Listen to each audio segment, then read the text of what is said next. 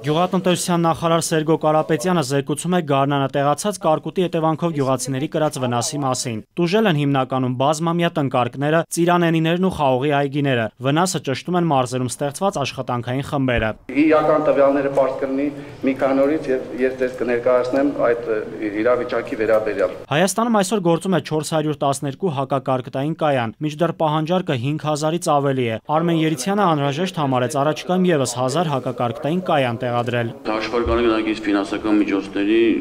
միջոցներ են պետք։ Անցած տարվա ընթացքում տեղադրվել է 80 հակակարկտային կայան, 8-ն էլ այս տարի, բայց գյուղնախարարի գնահատմամբ դրանց արդյունավետությունը 60-ից 80% է։ Ըստ Սերգո Կարապետյանի աշխարհում այժմ օգտագործում են հիմնականում պաշտպանիչ ցանցեր, որոնք ապահովում են 100%-անոց պաշտպանություն։ Մեր երկրում արդեն այդ գործընթացը սկսված է։ Մենք մի քանի տարածքներում, հատկապես Արարատյան դաշտավայրի ինտենսիվ այգիներում, որտեղ պտղաբուծությունն է զարգացած, խաղողի այգիներում եւ պտղատու այգիներում կան մի քանի հեկտարի վրա, ուրեմն այդպիսի եղանակով պաշտպանության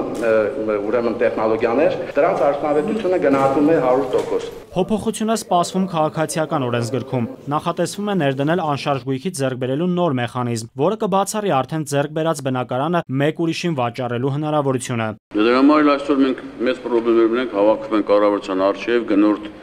կառուցապատող, որ կառավարությունը որևէ իրավական մասնակցություն չի ունեցել եւ պահանջում են կառավարությունից իրենց բնակարանները։ Դրա համար իմ կարծիքով այս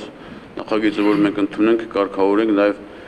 պաշտպանենք նաև մեր ժողովրդի շահերը կառուցապատողից։ Պաշտպանության նախարարությունն առաջարկում է պայմանագրային զինծառայողների առաջնագծում մարտական հերթափոխի ժամկետը թոշակի անցնելիս հաշվել կրկնակի։ Փոխնախարար Արա Նազարյանի խոսքով այդ կերպ հնարավոր կլինի համալրել մարտական հերթափոխություն իրականացնող զորամասերում զինծառայողների թիվը։